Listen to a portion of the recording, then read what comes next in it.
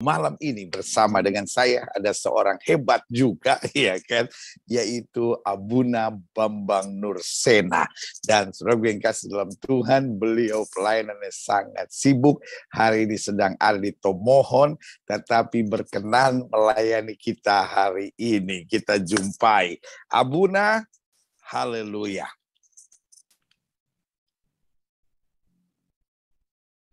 Ya, Abuna sedang di Tomohon ini, Abuna. Shalom. Abuna sedang di Tomohon ini. Shalom, shalom, Iya, shalom. iya betul. Lagi di Tomohon, mungkin sampai hari Minggu. Wah, luar biasa, luar biasa. Jadi Abuna ini menarik karena Abuna ini seorang hamba Tuhan, tetapi lebih mendalami budaya Timur. Nah, bagaimana ini? Bagaimana ini, Abuna? Pertama begini ya, konteks kita di Indonesia itu kan tidak bisa dilepaskan dari budaya Timur. Karena saya mengamati bahwa konflik yang terjadi di Indonesia itu khususnya kalau kita bicara tentang konflik agama, ini sebenarnya tidak pernah telanjang sebagai konflik teologis. Lebih bernuansa politis, bahkan kadang-kadang konflik of culture, jadi konflik budaya. Karena selama ini kan kekristenan itu kita kenal berasal dari dunia barat, ya, sekalipun Katolik atau Protestan atau yang lain kan dari barat. Sementara Islam itu seolah-olah sebagai perwakilan dari timur. Padahal sebenarnya tidak juga, karena di situ ada Konfusianisme, ada Taoisme, itu kan timur. Cuman bukan timur tengah. Saya mencoba menjembatani ini. Sebab banyak terjadi bahwa orang misalnya menolak kekristenan, itu sebetulnya yang ditolak bukan Kristus, tetapi kekristenan dengan budaya bawaannya. Saya karena banyak bisa ditembus. Karena ada banyak orang lebih Kristen relatif beragama Kristen lalu jadi Amerika atau jadi Wong Londo. Nah, iya betul. Itu yang sering terjadi. Jadi Western style, Barat, gaya Barat ini kan sampai ke gaya hidup. Jadi orang Kristen kadang-kadang diidentikan dengan pesta pora, orang Kristen diidentikan dengan pakaian-pakaian yang mungkin menurut adat ketimuran itu kurang layak gitu kira-kira. Bukan pada inti beritanya. Itu saya kira yang saya gumuli selama ini, Pak Gilbert. Nah, penampilan Abuna juga seringkali pakai pici, pakai kopiah gitu. Nah, sementara orang, kenapa ini Abuna ini? Kenapa dia pakai pici? Apa sebetulnya yang mendasari? Ada satu penelitian seorang antropolog sekaligus juga seorang pengamat budaya Nusantara. Dia menyampaikan penelitiannya dari gambar relief-relief di candi, mulai dari candi Hindu Buddha yang di Jawa Tengah, Prambanan, Borobudur, sampai candi Jawa Timur. Sebetulnya peci itu adalah pakaian seorang pertapa. Dan memang ada banyak jenis peci. Sebetulnya kalau menurut relief Jawa kuno seperti di beberapa candi, ini sebetulnya pakaian petapa perempuan. Jadi yang bentuknya lancip begitu, kemudian itu diadaptasi oleh budaya Melayu, tentu jauh sebelum kedatangan agama Islam, sebagai pakaian yang peci yang dipakai di kalangan rakyat. Nah, sementara ada kalangan keraton, misalnya di Jawa, itu misalnya memakai mahkota yang lebih sophisticated, menggambarkan kelas. Nah, akhirnya ketika para founding fathers kita, khususnya Bung Karno melihat, dulu kan Bung Karno waktu masih muda, masih kuliah di ITB, itu kan selalu pakai belangkon, yang menunjukkan bahwa dia adalah berasal dari kalangan Jawa. Tapi setelah mengenal dunia pergerakan, dia mengganti simbol peci ini. Karena peci ini dipakai untuk seluruh rakyat, khususnya rakyat yang lebih egaliter, tidak mengenal kelas. Ini sebetulnya kan pakaian Nusantara. Ini apa topi Nusantara. Ini tidak ada di Arab, tidak ada di Mesir, tidak ada di Palestina. Tapi kalau di Turki ada, tapi lebih panjang, ya, lebih panjang itu apa? Oh iya iya iya, betul betul Ya, betul. ya. Iya iya. Tapi Iya iya. sebetulnya Dan itu sebetulnya merah adalah banyak ya. busana Nusantara. Saya kira itu. Oh. Oh jadi Jadi ketika saya karena memakai ini, saya menunjukkan inilah ciri kenusantaraan Kristen juga. wow, karena saya lihat kawan-kawan di Sumatera Utara, khususnya opung-opung yang tua-tua, itu memang selalu pakai peci kan? Betul. Pak Gilbert ingat almarhum pendeta Fridolin Ukur dari gereja Ya, Kalimantan Fridolin Ukur ya. Evangelis. Ya, betul. Ya, wow. Jadi ini yang seringkali disalah kaprahkan orang. Orang pikir peci itu milik orang Muslim. Padahal di Arab, di Palestina, di Mesir, di Syria, bahkan juga kalau kita lihat Muslim di Eropa, Muslim di Amerika, Muslim di Cina, dan Muslim di negara-negara lain, gak ada yang pakai peci. Iya, betul, betul. Ya sama dengan sebutan kiai juga itu Jawa sebetulnya. Kiai, lalu ustadz. Karena di sini nggak ada yang Kalau disebut ustadz ustadz. itu sebutan Arab, tapi kalau kiai itu sebutan Jawa. Oh, tapi ustadz kan sebetulnya bukan untuk pengajar agama, kan guru olahraga juga namanya ustadz tuh. Itu di beberapa negara memang beda, Pak. Kalau di matan umum, jadi kadang-kadang supir taksi juga kalau setelah kita bayar langsung ya syukron ya Ustadz, ma'assalam ila liqa. Itu bukan Wow, sebutan wow, tokoh wow. agama. Iya, iya, iya. Wah, menarik, menarik, menarik. Jadi rupanya persoalan di Indonesia ini banyak salah kaprahnya ini, Abuna. Betul, iya. Orang Muslimnya mungkin lebih Arab ketimbang orang Arab, Kristennya lebih Barat ketimbang orang Barat, atau lebih Yahudi ketimbang Yahudi. Jadi justru yang Abuna lagi tekankan ini konteks Kristiani tapi Nusantara.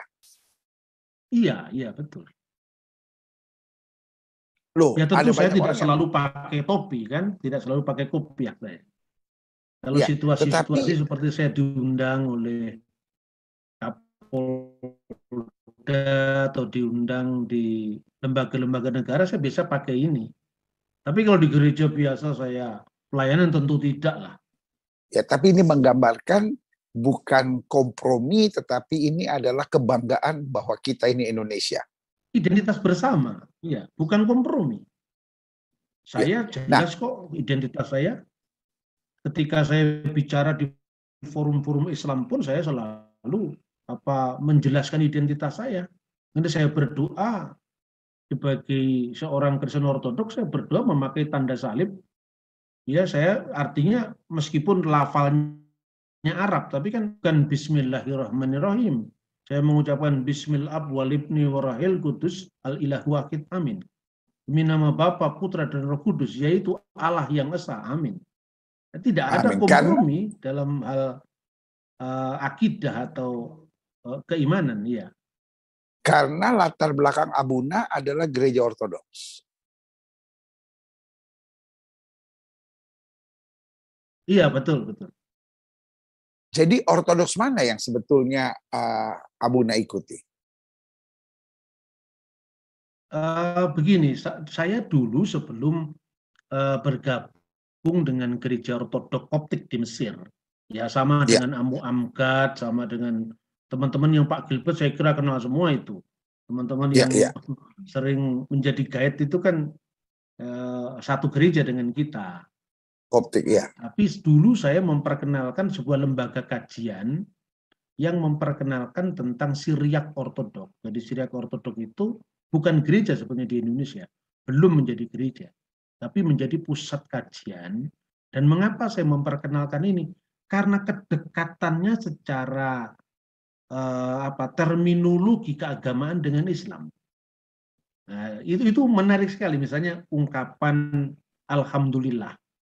Itu kan sebetulnya mirip dengan bahasa Aram, ya, mirip dengan bahasa Ibrani seperti salam misalnya, Shalom alaikum, assalamu alaikum. Kalau bahasa Arabnya salam alaikum.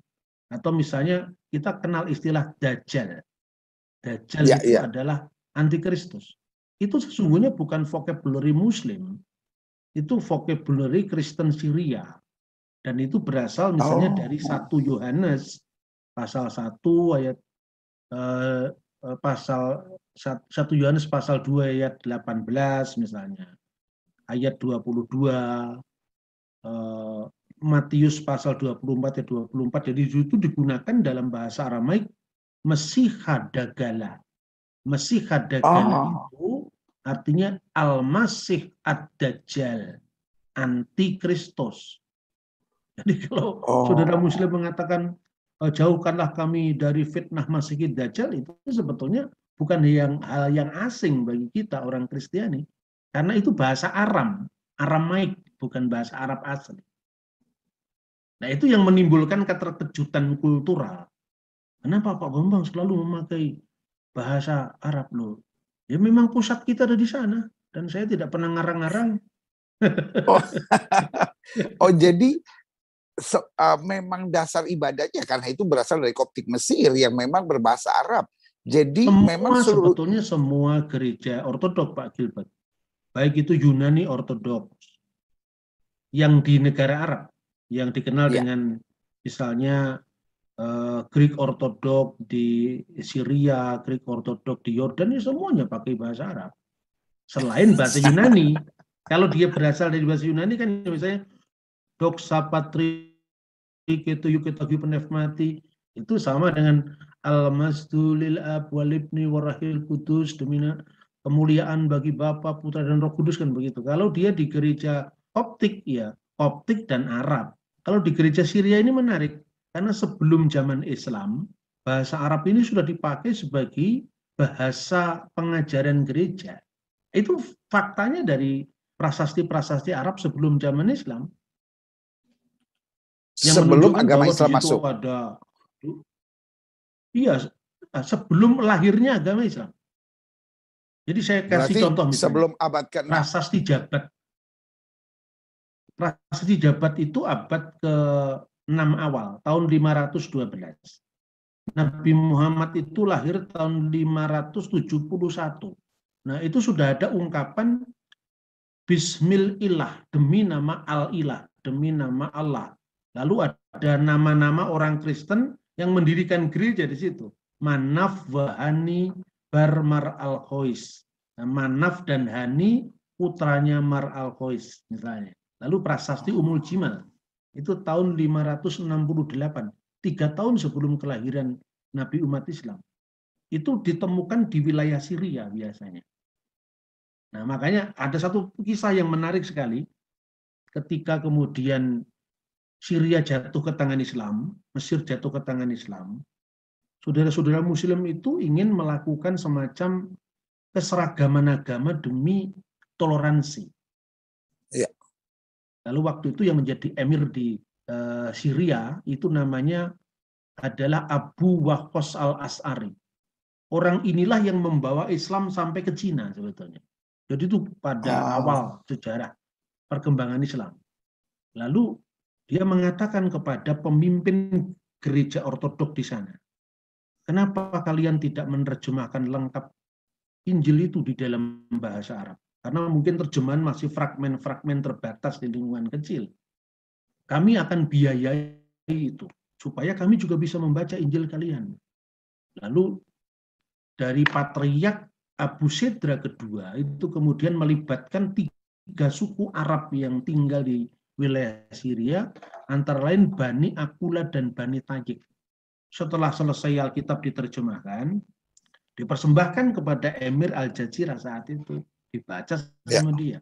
Itu dia membaca ada kata anak, wah dia bertolak hatinya, nggak boleh hati ini. Dia baca Injil Markus misalnya, Bidayatu Injil Yesus Al-Masih Ibnullah, permulaan Injil Yesus Kristus Putra Allah. Lalu sang raja mengatakan, hai Patriark, apa tidak boleh yang ini dicoret? Katanya. Yang mana? Yang anak Allah dicoret, jangan ada ini. Lalu apa kata sang Patriark? sekalipun 1000 anak panah Tuanku menembus dadaku untuk menghapuskan satu kata saja dari Injil Tuhanku, saya tidak akan melakukannya. Saya lebih baik 1000 anak panah itu menembus dada saya. Lalu justru karena patriark terharu, raja terharu. Kamu lebih tahu apa yang kamu imani. Teruskan dan lakukan itu. Itu cerita yang menurut saya mengharukan. Artinya apa? Toleransi itu tidak butuh kompromi. Justru orang menghargai kita karena kita berani menyatakan perbedaan. Itu saya kira poinnya. Jadi toleransi tanpa berkompromi. Iya, tapi kita saling memahami. Tidak dalam posisi meyakini, iya.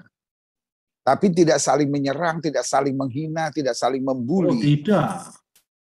Bagi saya pesan Injil itu terlalu sakral untuk dijadikan bahan olok-olok atau mengolok-olok orang lain, karena itu bukan semangat Kristus. Ini perspektif saya seperti itu. Ya, karena semangat Kristus seperti yang Kristus ajarkan buat kita, apa yang kamu tidak ingin orang lain perbuat kepadamu, jangan perbuat itu kepada orang lain, kan?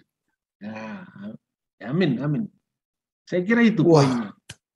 luar biasa. Dan membaca, karena gini, tadi kan mungkin Abuna bicara dalam konteks gereja ortodoks. Nah, saya kebetulan kan sering juga berbicara di gereja-gereja aliran Pantekosta, gereja-gereja aliran Protestan, dan gereja aliran karismatik yang juga ada di Palestina misalnya, iya kan? Iya, betul. Dan betul.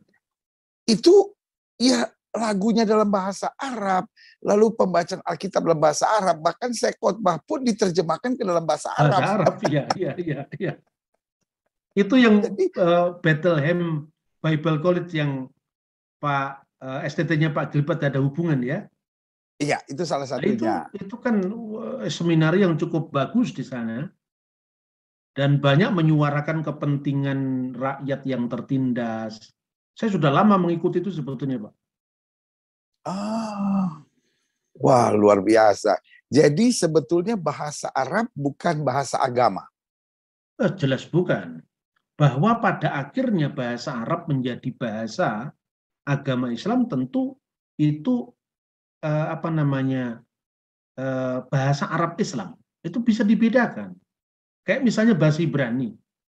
Al-Quran pun kan diterjemahkan dalam bahasa Ibrani sekarang ini. Yang baru-baru di launching kira-kira 3 tahun yang lalu, Quran Hamifwar. Itu adalah Al-Quranul Karim. Itu kan penerjemah pertama Quran dalam bahasa Ibrani itu adalah bapak dari Presiden Israel yang kemarin itu, Rivlin siapa itu? Rivlin, Itu bapaknya yang menerjemahkan Quran dalam bahasa Ibrani kira-kira tahun 1946 dalam rangka dia bagaimana saling memahami Ibrani antara Yahudi dan Islam. Dan saya kira di kalangan Israel sendiri, asal kita tidak ngomong politik, saya kira damai-damai saja. Dan ketika orang jangan kaget ketika membaca Bismillahirrahmanirrahim, demi nama Allah yang Maha Pengasih Maha Penyayang, dalam terjemahan bahasa Ibrani, Beshem Elohim Harahman Viharahum. Bahasa Ibrani ya. Wow. Jadi kalau di Indonesia, orang bilang Alhamdulillah, itu hanya Islam. Tapi kalau kita bilang haleluya, itu hanya Kristen. Padahal kan orang Yahudi sendiri, doa-doanya selalu ada haleluya. Jadi ada semacam pemetaan oversimplicity. Bahwa Islam itu Arab, Kristen itu Barat, Ibrani itu Yahudi. Sekalipun memang bahasa suci Yudaisme adalah Ibrani. Bahasa suci Islam adalah Torah. Tapi bahasa suci Islam adalah Arab. Tetapi kan Arabnya Kristen dan Arabnya Islam bisa dibedakan. Artinya orang tahulah, kalau orang Palestina tahu itu. Oh, ini lagu Kristen, ini lagu Islam. Kalau orang nyanyinya di Bethlehem Bible College ya tentu Halumma bina mas'aral mu'minin ila Bethlehem Nasir Munsidin. Kita mari berhimpun, itu pasti Kristen, nggak mungkin itu Islam. Nah, jadi kembali mungkin agamanya atau asal agamanya dari bahasa tersebut, karena memang datangnya dari Ibrani, yang satu datangnya dari Arab. Tetapi yang harus kita pisahkan yaitu budayanya. Sama seperti di Arab sendiri ada lagu bahasa Kristen atau lagu bahasa Arab Kristen, ada lagu bahasa Arab Muslim, Arab yang Islam. pasti juga Ya. Arab Islam, tapi ada juga lagu Arab, lagu dunia yang nggak ada hubungannya Islam, Betul. Kristen, ya kan, yang quote unquote mungkin sangat duniawi sekali gitu, yang ditentang oleh ulama-ulama Kristen, ditentang oleh ulama-ulama Muslim. Nah, bagaimana dengan kembali kepada beragama tetapi Nusantara? Karena kan sebagian bilang, waduh, itu seperti sinkretisme, itu seperti kayak kejawen nanti kalau kita beragama tapi berbudaya Indonesia. Nggak bisa dong, kita harus keluar dari budaya Indonesia, karena budaya Indonesia penuh dengan sinkretisme. Bagaimana menurut Abuna?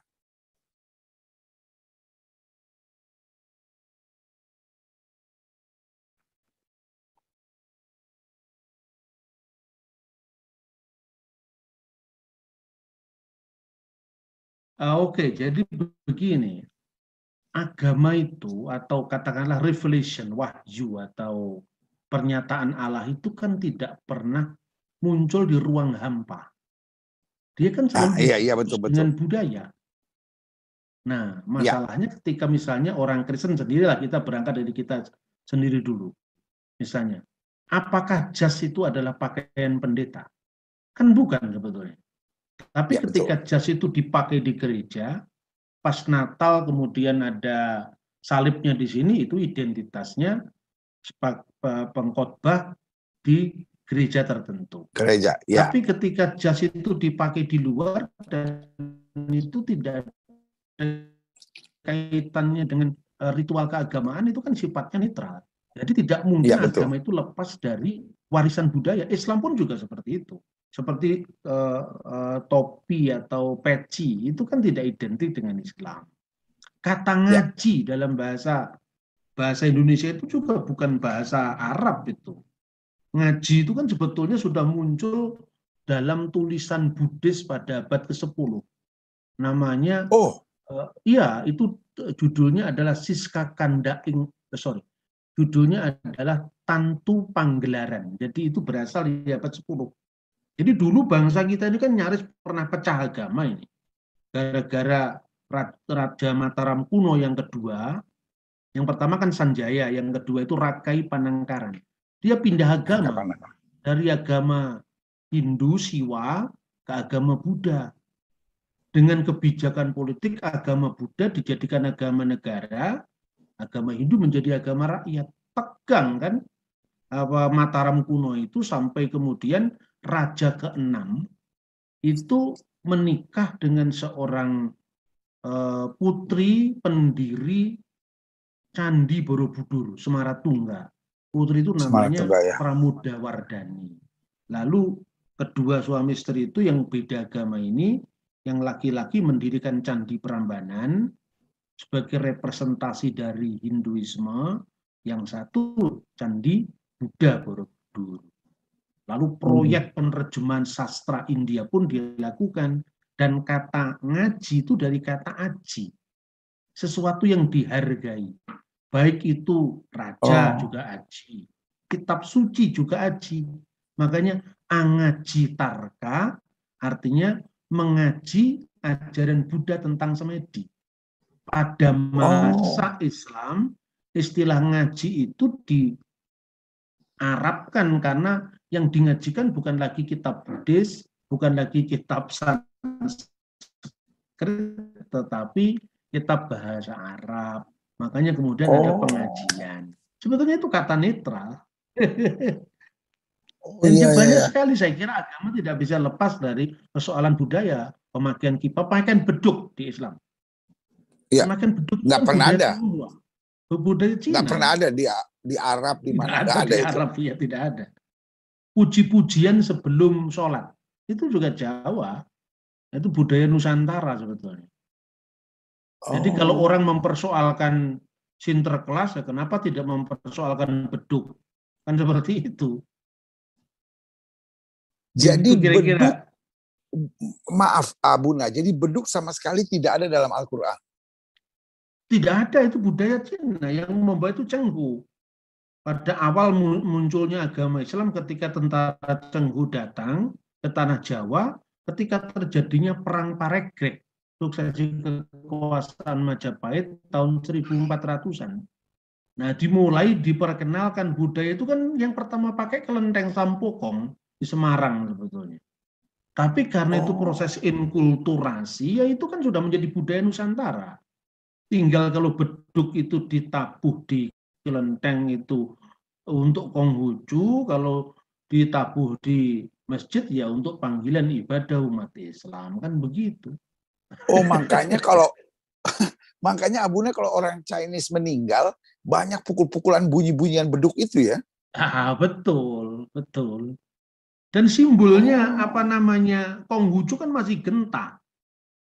Simbol agama Konghucu kan masih genta sebetulnya sampai hari ini. Wow, Nah, wow, sebetulnya wow. budaya Nusantara itu kan budaya yang saling melengkapi, saling mendukung, dan itu sebetulnya tidak salah secara budaya, wong iman kita tidak pernah dikompromikan kok. Termasuk buat orang Katolik panggilan Romo. Itu Jawa. Romo itu kan Abuna sebetulnya. Abuna itu sebetulnya panggilan Romo baik itu untuk Ortodok, untuk Katolik maupun untuk Protestan di Timur Tengah. Abuna Ziarah seperti saya aja dipanggil Romo, dipanggil Ya, Abuna. Artinya itu sebutan, tapi kalau Abuna di gereja kan hanya formal. Seperti itu ya, kira-kira. Jadi itu indah sekali sebetulnya kalau kita tidak kaku-kakuan dalam soal budaya ini. iya. Karena kalau kita lihat kan agama ini salah satu yang paling berbahaya, paling sering, paling sensitif untuk dipakai sebagai kendaraan politik. Dan kita sudah melihat begitu banyak negara di dunia ini pecah ketika agama menjadi kendaraan politik. Betul, Bagaimana menurut Abuna? betul, betul. Ya. Ya itulah makanya justru kita kalau Pak Prabowo pernah mengatakan bahwa Indonesia akan pecah, itu peringatan. Sebetulnya kalau kita tidak berbuat untuk apa yang kita idealkan baik di Indonesia, saya kira itu juga bisa terjadi. Kalau ada ungkapan dalam bahasa Jawa Pak Gilbert itu Ya, jongko. Jongko itu artinya nubuat kalau dalam bahasa Alkitabnya. oh Jongko jongko. iku kelakone yang diangka. Jadi sekalipun Tuhan itu merencanakan sesuatu, tapi sebetulnya di situ ada keterlibatan partisipatif dari manusia. Makanya kalau Ya, Alkitab iya katakan betul kan betul. rekan sekerja Allah. Jadi kita bukan pasif. Iya Misalnya betul. sekarang, Iya iya akulah betul betul Tuhan betul. Allahmu yang membawa kau keluar dari tanah Mesir, dari tempat perbudakan. Membawa itu kan bukan seperti membawa barang. Artinya pada saat proses eksodus itu kan terjadi dinamika, bahkan juga bersungut-sungut sampai 40 tahun pengembaraan di padang gurun. Itu kan Iya sebuah iya betul. proses. Nah, seperti itu sebetulnya saya kira memahami apa namanya agama dan budaya juga, apalagi dalam konteks yang cukup rumit ya, karena menyangkut tentang simbol-simbol agama itu rumit saya kira. Dan itu Iya mak. agama paling mudah dieksploitasi. Karena kalau misalnya Pak Gilbert ngomong tentang politik sama saya, Iya Pak Gilbert partainya misalnya PDIP, saya iya. partainya Golkar. Kadang-kadang masih bisa ketemu taktis kalau mencalonkan pemimpin. Tetapi posisi kita kan jelas. Artinya, oh kamu mendukung si A, saya mendukung si B. Jadi garis demarkasinya jelas. Tapi kalau agama kan sulit. Sesama Kristen saja kita belum bersepakat, tetapi kita sudah mengembangkan opini terhadap yang lain. Dan kedua-duanya in the name of Jesus Christ. Itu kan sulitnya di situ sebetulnya. Iya. Islam juga seperti itu. Yang Dari Alkitab yang sama. yang pihak yang berbeda adalah Islam juga. Padahal yang mengkafirkan, yang dikafirkan, syahadatnya sama kan seperti itu. Jadi itu bahayanya politisasi agama. Sepakat saya, sepakat. Iya. Nah, kan kita lihat sekarang ini kan ada saja, karena kalau kita lihat pilkada kan Indonesia aman-aman saja sampai setelah mulai pilkada langsung. Nah, ini kan gitu. Jadi akhirnya apa yang terjadi? Semua mulai mencari atau menjilat kepada pemimpin agama, dan pemimpin agamanya juga ada yang mau dijilat. Nah, itu persoalannya. Seandainya pemimpin agamanya nggak mau dijilat, kan nggak jalan itu. Jadi artinya pemimpin agama sendiri juga harus menjaga marwah dirinya sendiri. Bahwa agama itu terlalu sakral untuk dijadikan kuda tunggangan politik. Karena Ya, kan ya, politik itu sifatnya temporal. Mekanisme 5 tahunan lah di Indonesia. Sementara ya, Injil ya. itu kan jadi kerajaan Allah yang kekal. Amin, amin, Terlalu murah amin. kan kalau kita gadaikan untuk politik. Untuk yang 5 tahun ini. Iya, betul. Dan kalau kita lihat agama ini kan katanya orang-orang, maksud saya politik, kata orang-orang politik kan tidak ada kawan yang abadi, tidak ada musuh yang abadi, yang ada hanya kepentingan. Dan demi kepentingan politik, ayo kita buat apa saja, wani piro istilahnya. Hmm. Itulah Bagaimana masalahnya. menurut Abu? Gimana, gimana? Kan kalau kita ada dalam hitungan agama, itu kan Hmm. seperti yang tadi Abu Nabi bicarakan, mau 1000 panah menembus saya tidak akan menggoyahkan keyakinan saya. Itu warna iman. Karena Hmm. iman tidak miring ke kiri maupun miring ke kanan, tapi berjalan terus sesuai dengan kehendak Tuhan. Sementara politik tidak ada kawan abadi, tidak ada musuh abadi, tidak ada yang dipegang secara abadi, tidak ada yang ditolak secara abadi, pokoknya yang ada hanya kepentingan. Dan demi Ketemu bersama kepentingan itu, kepentingan. Iya. artinya wanipiro. Pokoknya Nah, asal asal cocok, penting aja dia. iya, betul, betul. Bagaimana Itu, menurut itu. Abu Naina? Itu yang menurut saya bahaya sekali menurut saya. Karena begini, ketika para pemain politik hanya memikirkan kepentingan sesaat, orang tidak memikirkan negara ini ke depan. Ini kan nasib anak cucu kita ke depan bagaimana. Satu contoh misalnya ya. Ini kalau saya kalau bicara Ya, tentang politik itu tentu politik kebangsaan. ya, Saya bukan berarti tidak mendukung ketika terjadi pemilihan presiden, pemilian gubernur, pemilihan kepala daerah, tidak tentu. Kita harus aktif, artinya apa? Menyalurkan hak kita untuk memilih. Sebab kalau kita tidak memilih berarti kita menyerahkan nasib bangsa ini kan kepada orang yang tidak kita ketahui, kan suara kita kan hilang. Artinya ya, golput itu bagi saya juga tidak bertanggung jawab. ya, Tetapi betul. kalau kita mau memilih pemimpin itu kan tidak ada yang ideal. Ya. Tetapi meminimalisir resiko itu yang ada saya kira. Jadi kalau Ya, saya ya. selalu memberikan semacam panduan kepada murid-murid, kamu pilih yang resikonya paling kecil. Salah satu resiko itu apa? Resiko ideologis. Jadi Itu yang paling penting. sekarang resiko ideologis. Jadi artinya begini, ada ketemu taktis kepentingan bisa-bisa kita mengegulkan pemimpin kita, gubernur atau bupati atau presiden. Tetapi ke depannya pemimpin yang kita pilih ini kan mesti melakukan bargaining position dengan wakilnya, dengan partai pengusungnya. Ini bahaya sekali. Jadi biasanya kan wani piro tadi, saya sudah angkat kamu sebagai pemimpin saya. Mana sekarang? Take and give-nya mana? Kalau take and give itu masalah duit ya masih urusan lah, nanti tinggal tanggung jawab itu benar apa tidak KPK yang ngurus. Tapi kalau take Ya. and give-nya itu ideologis, bahaya sekali. Jadi misalnya gini, Wow. tolong perda ini disahkan.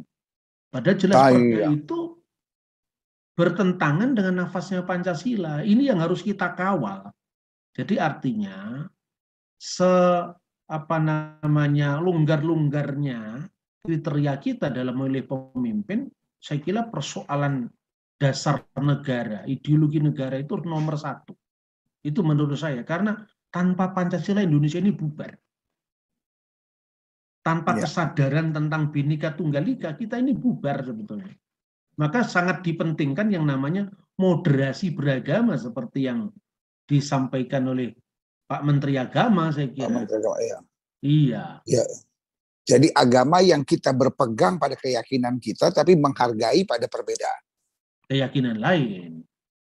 Kalau menurut saya ada 3 kriteria sebetulnya kebenaran itu. Ya. Pertama itu adalah kebenaran yang sifatnya ortodoksia.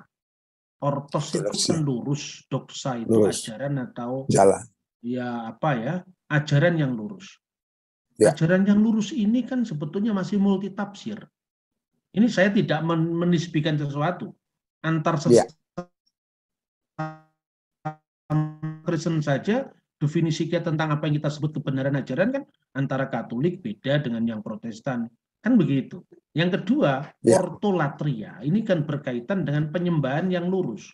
Kalau kita mengenal Allah yang benar, ya tentu kita menyembahnya yang benar. Benar. Ini pun bagian dari yang wilayah yang sifatnya multitafsir tadi. Tapi kemudian yang terakhir, ortopraksia. Praktek hidup yang lurus. Nah ini semua kan universal. Ya, ya, Jadi betul. artinya teologimu pun beda apapun, yang nyata bahwa kalau kasih itu kan tidak mengenal sekat. Jangankan Amin. kok manusia, anjing kita kasih aja kita sadar kalau itu adalah tindakan nyata kita kan. Nah, Ya, iya, yang betul, betul. ranah umum ini mestinya kita tekankan. Sementara kalau dalam hal teologi yang kita belum bersepakat, kita tarik ke ruang privat supaya tidak terjadi benturan di ranah publik. Itu Ya, kalau saya ya. moderasi beragama seperti itu. Wow. Jadi yang kita belum sepakat, kita tarik ke ranah Privat. Kita selesaikanlah baik-baik. Kan begitu sesama Kristen masa kita Sementara bertengkar. saling menghargai, saling menolong, saling membantu, saling menghormati, dan saling memberi semangat, itu diperlukan oleh semua. Dan itu universal. Betul. Itu saya kira nggak multitafsir lagi, saya kira itu. Dan Itu nggak kan perlu universal ditafsirkan. kan. Maki orang, menghina orang, membuli orang, mau agama apapun, mau tidak beragama, mau PKI, mau apapun, semua mengaku itu salah. Iya, betul. Itu kan Luar melukai biasa. orang lain. Iya, betul. Nah, sekarang Abuna, menurut Abuna, di samping apa pernyataan-pernyataan media, kelompok-kelompok tertentu yang selalu menggaungkan 2030 Indonesia bisa pecah, menurut Abuna kira-kira, karena Abuna banyak mendalami sejarah, banyak mendalami budaya timur, dan juga banyak mendalami pergaulan dengan masyarakat, lintas agama, dan lain-lain. Menurut Abuna, bisa pecah nggak Indonesia? Saya optimis tidak. Wah, Artinya amin, optimisme amin. saya ini, saya optimis. Orang beragama kan harus optimis, Pak. Amin. Kita tidak boleh beriman menakut-nakuti orang lain. Iya, betul, Tapi betul. optimisme itu benar-benar harus kita kerjakan. Jangankan untuk Republik Indonesia, untuk keselamatan pribadi kita saja, tetap kerjakanlah keselamatanmu dalam takut dan gentar. Ada Amin. peran kita yang terus-menerus. Tetapi yang mau saya katakan bahwa begini, ketika bangsa ini seringkali terancam perpecahan, tetapi selalu ada miracle. Coba Amin. sekarang kita lihat.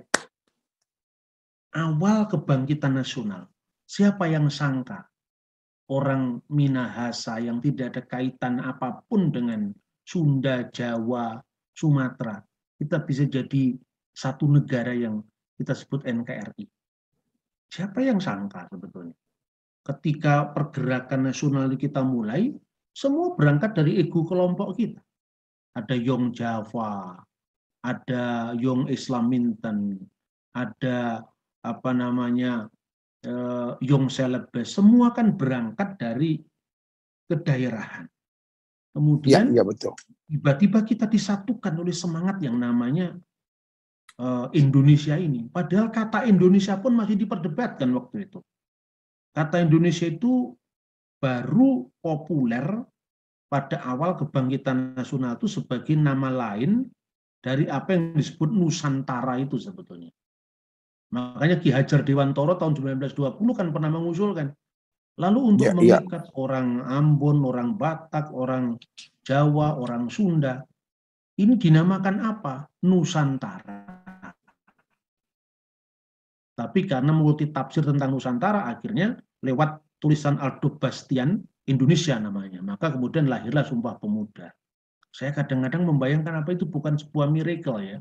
Kongres Ya. Pemuda kedua, itu mereka sudah memaknai tumpah darah Indonesia. Padahal yang namanya wilayah aja mereka belum sepakat. Itu kan masih diperdebatkan di sidang BPUPKI ya, pada sidang pembahasan tentang wilayah negara. Bung Hatta aja masih ragu-ragu apakah Papua itu wilayah Indonesia. Karena rasnya kan beda dengan kita. Mereka ini Ya. Polynesia, Melanesia, kita ini Polynesia. Tapi kemudian Yamin, Bung Karno menegaskan kita ini adalah satu menurut geopolitik, menurut apa sejarah nasional sebelumnya. Dan itu diawali tahun kesadaran itu ketika ditemukan sebuah naskah kuno dari zaman pra-Indonesia modern ini, namanya Negara Kertagama. Negara Kertagama itu karya Empu Prapanca, tahun Ya. 1364 Masehi atau 60-an Masehi lah kira-kira. Disitulah kita mengenal kata Pancasila, merdeka, apa namanya, Nusantara. Lalu kalau lewat Bhinneka Tunggal Ika itu lewat empu yang lain yang namanya Sotasoma. Saya pernah sampaikan Sutasoma. ini pada emputan tular dari kitab Sotasoma. Buta Saya tulang. pernah Ya. sampaikan ini kepada almarhum Pak Taufik Imas. Saya sampaikan ketika beliau tanya, kenapa semuanya dari Jawa, dari Majapahit? Pak, budaya kita ini kan saling melengkapi. Bapak dari Palembang kan Sriwijaya, toh. Tapi di sana cuma ada prasasti Kedukan Bukit, prasasti Batu Kapur, nggak ada undang-undangnya, Pak. Nggak ada sastranya. Sastranya cuma ada di Jawa, Sunda, Bali. Jawa. Iya. Lalu bagaimana kita memberi ruang kepada orang Minahasa, orang Papua, orang Ambon? Mereka punya kelebihan yang orang Jawa tidak punya kelebihan. Apa itu? Egalitarianisme. Dan itu sulit karena mereka tidak mengenal budaya hierarki kerajaan. Oh, Orang ya, ya. Manado ketika bilang orang semua bersaudara nggak ada kelas. Orang Ambon juga katong semua bersaudara tidak ada kelas. Ya. Tapi orang Jawa kan ada kelas. Tetapi keuntungannya ada karena sistem kerajaan itu mewariskan catatan tertulis termasuk kata Nusantara. Saya kira itu. Jadi Wow. wilayahnya aja belum sepakat. Kok kita sudah berani mengatakan satu tumpah darah Indonesia? Itu miracle bagi saya. Dan saya yakin Tuhan sangat mencintai negeri ini. Amin. Dan Tuhan tidak akan Oh. izinkan negeri ini pecah. Tapi bagaimana kita sebagai rekan sekerja Allah turut dalam arak-arakan kebangsaan ini. Agar kalau ada Iya. kebebasan beragama, kebebasan berserikat, maka Injil juga diberitakan sebagaimana dakwah juga diizinkan. Kan begitu. Wow. Saya Luar nonton apa biasa. yang Pak Gilbert dengan siapa itu Gus Miftah. Saya tahu itu, saya ngikuti. Itu satu kira bagus. Mari kita jaga. Kalau orang karena kebebasannya memilih agama, kenapa kita persoalkan? Justru mestinya kita saling terbuka. Kalau misalnya ada orang yang merasa sejahtera dengan pilihannya, kenapa kita menghalangi? Itu kan domba. Ya bagi orang lain juga mengatakan itu kan umat. Kan sama-sama. Mana yang ranah publik, mana yang ranah privat. Saya kira Itu yang kalau harus rule of the kembali game-nya ke kita situ. sepakati, damai Indonesia ini. Ya, jadi kembali kepada ortodoks, ortolatria, ya, dan ortopraksia. Praksia, iya. Wah, ini menarik, ini menarik. Nah, jadi Abuna, di sini kan kita lihat bahwa seringkali persoalannya, khususnya kita lihat dulu umat Kristiani. Umat Kristiani ini paling menjauh dari dunia politik. Yang pertama karena katanya politik kotor, jadi biasanya hanya mereka-mereka yang tidak pernah ada di gereja yang terlibat dalam dunia politik. Dan kalau pendeta mulai ngomong tentang politik, mulai doa langsung bilang, oh udah mau jadi anggota dewan. Ah iya kan. Lalu oh udah mau jadi ini terlibat dalam politik. Padahal kita ini orang yang sudah puluhan tahun bicara tentang politik, bicara tentang mendoakan pemerintah, bicara kadang-kala juga memberi masukan-masukan untuk politik, tetapi kita tidak pernah terlibat politik praktis karena kita merasa bahwa itu bukan panggilan kita. Betul. Tetapi tidak bisa dipisahkan antara iman dengan mendoakan pemerintah, misalnya iman dan bersuara terhadap pemerintah. Bagaimana menurut Abuna? Saya berpikir begini, soal politik itu distigmakan kotor. Itu kan sama dengan pisau. Pisau itu tergantung di tangan siapa dong. Kalau di tangan ahli bedah itu kan untuk menolong sesama. Tapi kalau pisau di tangan pembunuh itu untuk mencelakai dan merampas nyawa orang lain. Jadi politik itu mulia, tujuan politik itu mulia, tetapi menjadi tidak mulia itu ketika terjadi penyimpangan dalam praktek. Ya saya kira politik itu netral, seperti pisau tadi. Pisau itu kalau di tangan dokter ahli bedah untuk menolong, di tangan pembunuh untuk membunuh kan. Nah, terus kedua harus dibedakan antara politik kebangsaan, ini tentu etika politik, dan politik praktis. Seorang Kristen ngurus KTP aja itu politik. Kita bayar pajak itu politik. Karena sesuatu yang kaitannya penyelenggaraan negara itu adalah politik. Kan seperti itu. Nah, tapi saya sadar ini juga merupakan warisan teologi puritanisme sebetulnya. Karena kan dulu kan orang Belanda kan nggak suka juga kalau orang Kristen terlalu dekat dengan politik, ya seperti itu saya kira. Dan memang ada teologi kalangan Kristen yang memang mengharamkan politik. Tetapi jujur kalau kita ngurus gereja, ada gereja kesulitan diurus kan kita datangnya kepada siapa? Minta izinnya kepada pemerintah. Dan itu politik. Sebaiknya agama tidak terlibat sekalipun dalam politik praktis. Tapi kitab suci kita, pemahaman teologis kita, itu menjadi landasan etis, moral, dan spiritual dalam politik. Landasan etis itu kan gini, jangan kamu membunuh, jangan kamu mencuri, jangan kamu korupsi, itu etis.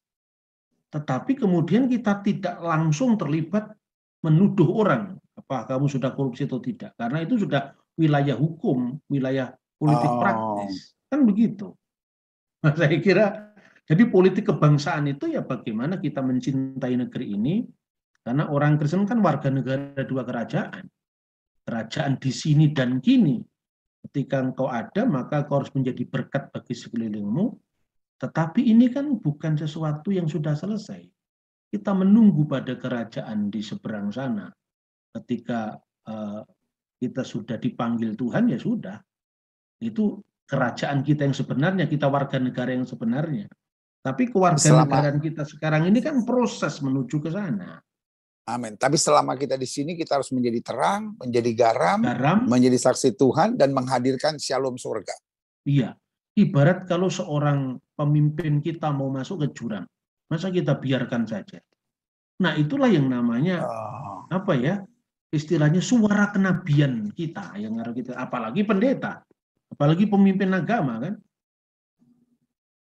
Wow. Jadi saya suka menggambarkan politik ini, Abuna, sama seperti sepak bola.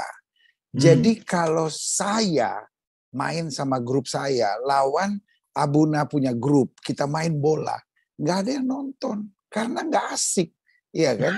Dan nggak ada seninya sama sekali karena kita bukan pemain bola. Tapi kalau Ronaldo dan Messi main di lapangan, wah itu semua orang datang, bayar pun mau. Kenapa? Karena cantik. Nah, kenapa politik ini menjadi kotor? Karena pemain-pemainnya orang-orang kotor.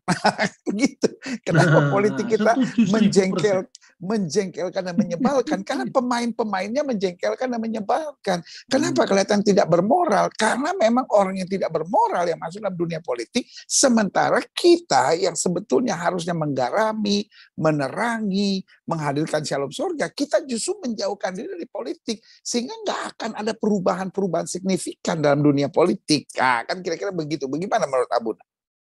Iya, saya sepakat. Karena perubahan kan dari diri kita sendiri dulu. Wow. Ya dari diri Amin. Amin. kita, kemudian lingkungan yang paling kecil keluarga kita. Jadi kuatnya komitmen kita tetap bangsa dan negara, kemudian terbukti dari keluarga kita, baru kemudian kita keluarga besar bangsa kan. Nah, saya kira memang harus begitu karena pemainnya yang kotor, bukan karena politiknya yang kotor. Sebab apa? Kekotoran kan tidak hanya terjadi di dunia politik, bahkan di dunia agama pun lebih kotor lagi sebetulnya kan nggak kelihatan. Apalagi ya itu kalau udah bercampur dengan keinginan politik, istilahnya tertolak Ya, dalam dunia politik, masuk dalam politik gereja gitu. betul, kalau politisasi gereja itu yang lebih bahaya itu. Ini yang politik yang terjahat. Nah, ini salah satu yang tadi mungkin kita bahas, salah satu potensi perpecahan, ketersinggungan, sakit hati, seringkali dari persoalan kecil yang saya beri nama istilah gitu. Nah, salah satu istilah yang seringkali memecahkan bangsa kita adalah kafir. Nah, karena kafir ini kan pemahamannya beda-beda gitu ya kan. Buat sebagian orang dia ditanya kafir apaan sih gitu ya kan. Dibilang kamu kafir. Bukan, saya bukan kafir, saya Yohanes, karena dia pikir kafir itu nama orang gitu ya kan. Sebagian ditanya kamu kafir, oh iya kafir, kafir apaan sih gitu, itu saya nggak pernah dengar gitu. Nah, tapi ada sebagian orang bisa luka banget kalau disebut kafir, karena dia tahu orang kafir itu pantas untuk dibunuh. Nah, menurut Abuna, apa ini istilah kafir ini gitu, kafirun atau apalah gitu. Ya, kafir itu kan dari bahasa Arab sebetulnya ya. Kafara yakfuru kufran, artinya menyangkal, menutupi. Jadi sebetulnya itu satu rumpun dengan bahasa Ibrani. Tapi cuman pemakaiannya lain, misalnya ketika kita mengatakan Yom Kippur. Yom Kippur itu kan hari raya penebusan. Sebetulnya yang ditebus itu apa sih? Ditutupi dosanya. Jadi kafir itu mengcover sebetulnya kalau bisa dimaknai seperti itu. Makanya menutupi. Kalau di dalam pemakaian bahasa Arab kata kafir itu bisa berarti kafir bin nikmah. Artinya orang kafir terhadap nikmat Tuhan, anugerah Tuhan, menutupi kasih Tuhan, menutupi anugerah Tuhan. Bisa juga dalam makna kafir itu menyangkal eksistensi Tuhan. Nah, ini dalam sejarah Islam maupun dalam sejarah dunia hubungan antar agama, ini selalu problematik karena apa? Sesama agama sendiri mencap orang lain yang berbeda juga dengan ukuran seperti itu. Misalnya, ketika dalam sejarah Islam itu ya, kaum Khawarij itu yang keluar dari barisan ketika terjadi konflik zamannya Ali dengan Muawiyah, itu mereka yang tidak mendukung kelompok politik tertentu, mereka kafir. Nah, makanya itu kan terjadi. Pertama stigma politik, baru kemudian stigma keagamaan. Memang harus jujur diakui bahwa setiap agama, saya kira ini ya, masing-masing adalah beriman sekaligus kafir. Jadi kita ini memang kafir. Kita kafir terhadap agama Islam yang percaya Al-Quran adalah wahyu Tuhan. Muhammad adalah Nabi Tuhan, karena Nabi kita bukan Muhammad. Kenapa kamu menolak Muhammad? Berarti kamu kafir terhadap Muhammad. Tetapi saya beriman pada Yesus. Orang Islam pun juga demikian. Orang Islam itu kafir terhadap Yesus sebagai Tuhan. Tetapi dia meyakini Yesus sebagai Nabi biasa. Jadi gimana solusinya? Ya marilah kita rayakanlah, kita sama-sama kafir dan kita sama-sama beriman. Kita beriman pada iman kita dan kafir terhadap yang tidak kita sepakati. Saya ajak salaman, sama-sama kafir ya, sama-sama beriman, sama-sama kafir. Selesai sebetulnya. Kenapa kita harus marah? Pada saat yang bersamaan orang beriman pasti kafir. Iya kan? Iya. Karena kita menutup diri dari hal-hal duniawi misalnya. Berarti ya, betul, orang dunia melihat kita ke gereja, baca Alkitab, nggak mau narkoba, nggak mau seks bebas, kafir dia. Tertutup dari kenikmatan yang saya menutup dari kenikmatan yang saya nikmati ya kan. Orang-orang orang-orang yang biasa minum mabuk, judi, pornografi, ya kan? Dia ngerasa ini orang-orang yang ke masjid, orang-orang yang ke gereja ini kafir semua ini, Nah, karena itu. Dan itu tertutup ada dan menutup. ayatnya dalam kitab suci. Nah, Dalam kitab suci ada ayatnya ya. Yang iya, pertama secara bahasa dulu. iya, Alkitab kita ini kan bahasa Yunani untuk Perjanjian Baru. iya, Tetapi sebetulnya lingua franca, bahasa umum Israel pada pertama itu ada dua. Yerusalem ke arah barat itu bahasa Yunani Koine, tapi iya, Yerusalem ke arah selatan dan ke arah timur itu bahasa Aram, Aramai. Ya, bahasa Aramaik. Makanya ada Alkitab namanya Old Syria, Pesito yang dipakai di gereja-gereja Syria, Maronit di Libanon itu gerejanya Khalil Gibran itu. Nah, dalam Alkitab ya, misalnya 1 Yohanes pasal 2 ayat 22. Siapakah pendusta itu? Itu kan bahasa Indonesia begitu. Yaitu ya. dia yang menyangkal bahwa Yesus adalah Kristus. Itulah roh itulah antikristus kan begitu kan? Itu sebetulnya teks Iya, betul. aslinya menarik. Kafir di situ muncul kata itu. Teks bahasa Aramaik. Manu dagala, siapakah dajjal itu? Siapakah pendusta itu? Ela in aina dekapar di Yasua lahua masiha. Ah, Hanahu masiha dagala. Jadi siapakah pendusta itu? Yaitu dia yang kafir, yang memungkiri, yang menyangkal Yesus sebagai Kristus. Dialah ah. anti-Kristus. Jadi seorang yang menyangkal Yesus itu kafir. Yesus sebagai Kristus itu kafir. Sementara Menurut konteks Alkitab ini. itu Alkitab sudah ditulis jauh sebelum Al-Quran turun. Iya, Old Syriac itu abad kedua Masehi. Kemudian Jadi Pesita itu dikompilasikan abad keempat. istilah Itu kafir dipakai sampai itu hari ini. sudah ada di abad kedua sebelum abad ke-6 Iya, tentu Islam saja. masuk. Iya. Wow, Jadi jadi kan persoalannya kan solusinya begini. Kafir itu menurut siapa dulu sudahlah. Kalau memang kau bilang saya kafir ya alhamdulillah saya kafir. Tetapi di mata saya pun kamu juga kafir terhadap agama Hindu. Karena kamu tidak percaya sama Brahman. Kamu pun kafir terhadap Siddhartha Gautama. Karena kamu tidak percaya dengan Sang Buddha. Kan begitu sebetulnya. Jadi kita enjoy aja lah, enggak usah kita bikin serius-serius. jadi kata kafir itu sendiri artinya hanya menutup. Menutup, menyangkal, memungkiri, itu baik bahasa Arab maupun bahasa Aramaik ataupun Ibrani seperti kata Yom Kippur tadi. Wow, wow, wow, wow. Jadi tidak menunjuk pada satu kelompok. Nggak bisa kita bilang bahwa orang Kristen kafir. Karena kafir untuk siapa, tetapi kita beriman kepada siapa. Ya, Dan orang Muslim tapi kafir untuk siapa. Ya, ketika kata itu sudah masuk di ranah hukum agama, ya terserah yang memberi makna kan. Artinya saya pun nggak marah kalau misalnya kamu kafir kamu. Loh, kenapa saya kafir? Al-Quran mengatakan kamu kafir. Oke, saya tahu yang kamu maksud. Kenapa?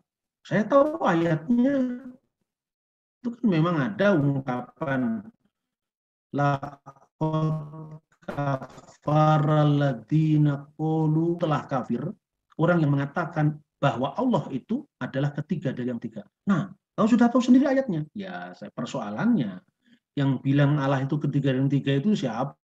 Wah, saya tidak pernah ngomong seperti itu. Loh, itu Tritunggal. Tritunggal ada tunggalnya. Yang kamu katakan ini wilayah dialog teologis. Jadi artinya, sudahlah, kamu nggak usah menilai orang lain. Penilaianmu itu belum tentu tepat. Serahkanlah sesuatu kepada ahlinya supaya kita tidak salah. Saya pun berjanji tidak akan menilai agamamu dari ukuran saya. Karena bisa-bisa kamu nggak sepakat dengan saya. Marilah kita rayakan perbedaan.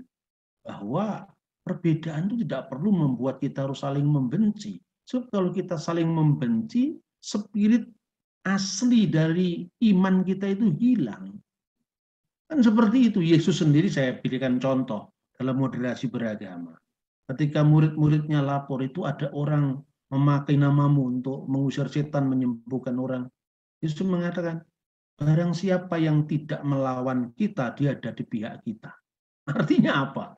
Yesus tidak melarang mereka karena tidak mungkin orang akan menyangkal saya sekaligus menggunakan nama saya. Dan kalau seorang memberimu hanya seteguk air saja, dia tidak kehilangan upahnya. Kalau Kristus saja tidak membatasi dirinya untuk diinterpretasi dengan orang lain, tentu bukan karena tujuan menghina atau tujuan misalnya melecehkan, mungkin karena ketidaktahuan. Itu saja disambut, tidak kehilangan upahnya. Apalagi para penyembah-penyembah yang benar dalam roh dan kebenaran. Itu saya kira, Pak Pendeta. Wow, luar biasa Abuna. Abuna ini buat Abuna udah malam sekali. Mungkin ada kata-kata penutup dari Abuna untuk kita sekalian dan untuk pemirsa sekalian dari Kamu Hebat ini, silahkan Abuna. Iya, saya kira itu kiranya menjadi etos kita bersama di dalam kita menegakkan kerukunan di tengah-tengah kepelbagaian. Kita memang tidak sama, tetapi kita harus bisa bersama-sama. Kita harus memberi ruang kepada orang lain, sebagaimana kita juga diberi ruang oleh orang lain. Itu kunci daripada kerukunan. Dan yang terakhir, bahwa kebenaran tunggal itu sesungguhnya pada akhirnya Tuhan yang menilai. Jadi ketika saya belum bisa meyakinkan orang tentang kebenaran, saya yakini. Tetapi saya masih bisa berbagi hal yang lain. Misalnya soal-soal yang universal. Memberikan senyum kepada setiap orang saja itu kan sudah ada pahalanya sebetulnya.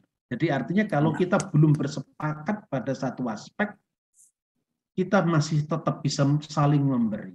Dari koeksisten, kita saling ada tanpa saling mengganggu, menjadi toleransi yang proeksisten. Kita saling berbagi, saling memberi, saling menguatkan, saling mengingatkan dalam kasih Tuhan Yesus Kristus kepada semua orang. Terima kasih, Pak. Wow, luar biasa. Jadi menarik, meskipun kita tidak sama, tapi kita tetap harus siap hidup bersama-sama. Luar biasa. Jadi kesimpulan saya begini, Indonesia kita percaya tidak akan pecah. Indonesia tetap harus kita jaga. Kita harus hindari istilah-istilah yang membingungkan, yang menyerang, menjatuhkan, dan kita jangan biarkan agama kita dipakai sebagai kendaraan politik, tapi biarlah agama terus menerangi politik. Dan yang paling penting, orang-orang baik harus ada dalam dunia politik, minimal menerangi, minimal mendukung dalam doa. Jangan biarkan kita dikendalikan oleh politisi, tapi justru biarlah kita memberi semangat, memberikan arahan, memberikan terang buat politisi. Dan orang-orang beragama jangan lupa mendoakan bangsa dan negara, harus tetap berjuang untuk bangsa dan negara, harus tetap mencintai bangsa dan negara, dan biarlah kita tetap beragama dalam konteks budaya Indonesia, tidak ke barat-baratan, tidak ke Arab-Araban, ya kan, tetapi tetap bergandengan, karena Arab juga banyak yang Kristen, dan tetap ibadah Kristen di dunia Arab tetap berbahasa Arab. Jadi nggak ada kebanggaan untuk itu, biasa-biasa saja. Dan kenapa kalau saya lihat perbincangan bersama dengan Abuna Bambang Nursena hari ini, saya pelajari bahwa kenapa perpecahan ada. Yang pertama karena kurang kasih, yang kedua karena kurang iman, dan yang ketiga saya khawatir karena kurang pengetahuan. Karena kalau pengetahuan binasa cukup, karena kurang pengetahuan. Karena tidak mengenal aku, karena kurang pengetahuan. Karena contohnya kita sakit hati karena istilah kafir, sebagian bangga dengan istilah kafir, padahal hari ini kita dapat kabar sesama kafir dilarang saling mendahului. Karena kita adalah orang beriman, pada saat yang bersamaan kita juga orang kafir buat mereka. Kafir itu tergantung siapa yang mengucapkannya.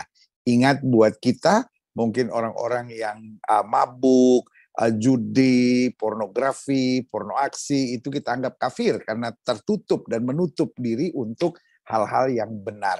Tetapi buat mereka, kita yang bodoh, kita yang menutup diri untuk hal-hal yang nikmat dunia ini. Jadi selamat menjadi orang beriman yang kafir, dan selamat menjadi orang kafir yang beriman. Tetap bersatu, tetap Indonesia, tetap jadi berkat, dan tetap bawa shalom surga dimanapun Tuhan tempatkan.